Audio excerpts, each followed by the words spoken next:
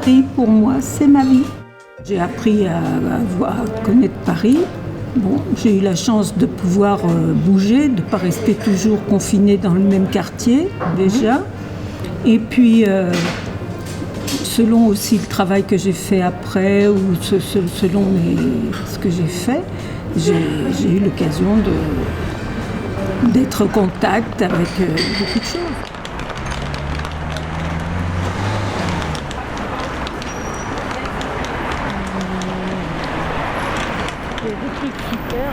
J'ai commencé ma vie active, si on peut dire, à Saint-Germain-des-Prés. C'était pendant les vacances, j'avais 15 ans et demi. Maman travaillait là. Je débarrassais quand il y avait besoin de débarrasser. J'allais chercher un truc quand ils avaient besoin. Enfin, je faisais un petit peu tout.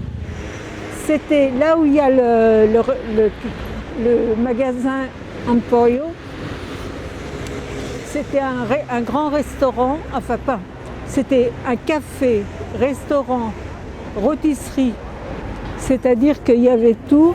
Là, à l'angle là où il y a les manteaux, il y avait le bar.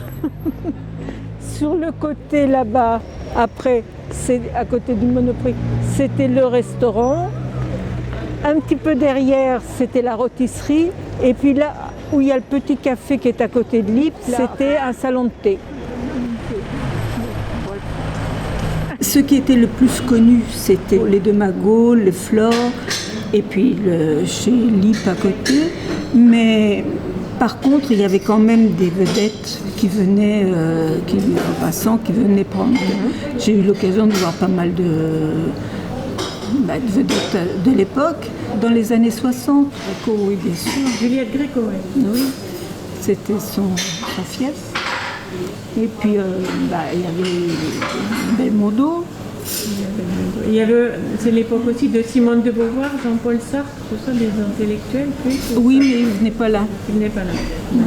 Parce qu'ils allaient plus où c'était calme et tout ça, parce que nous, ça bougeait. Étant donné la configuration de l'endroit, il y avait pas mal de passages, c'était à un angle, donc là ça rentrait, ça dans tous les sens et tout. Enfin bon. Mais le quartier, c'est vrai que dans le quartier, quand je m'étais sur le pas de la porte comme ça, vous voyez tout. C'est là où on voyait, on dit en face il y a un tel. Tout d'un coup on voyait arriver tout un tas de photographes, des journalistes. Il y a qui, vite. Alors on allait faire un saut pour aller voir qui était installé. Ça, c'était sympathique.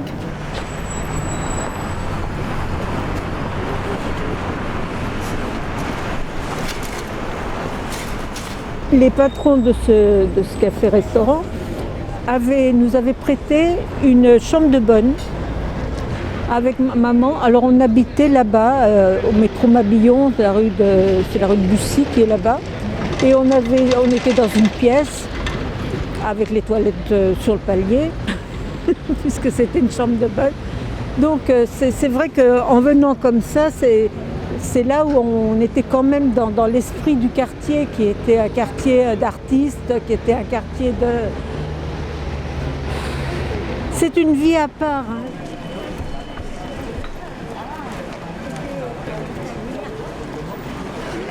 Ça manque. Je trouve que... Parce que les autres sont restés, celui-là, il a disparu. C'est dommage.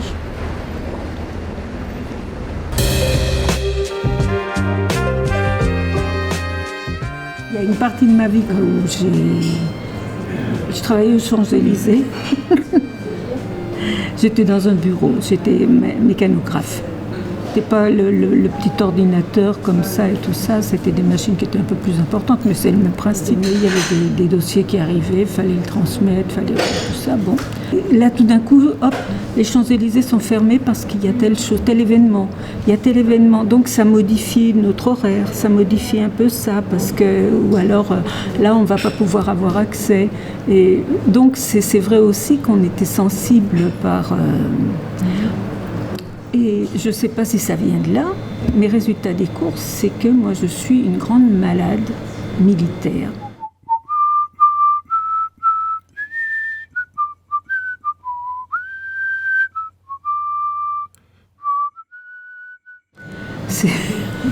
J'allais assister à toutes les répétitions du 14 juillet, les 4 jours qui précédaient. Je me levais à 4 heures du matin pour aller assister à ça.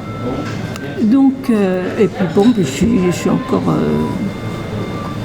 on me connaît, les généraux me connaissent.